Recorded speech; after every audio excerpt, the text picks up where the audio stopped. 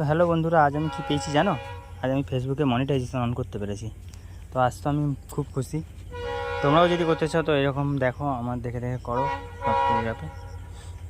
তার থেকেও বড়ো কথা, আজ আমি মনিটাইজেশন অন করার পরে একটা ফুলের স্টারও পেয়েছি। যেই বন্ধু দিয়েছে তাকে তো অসংখ্য ধন্যবাদ। তারপরেও আমার সব বন্ধুদেরকে অসংখ্য ধন্যবাদ।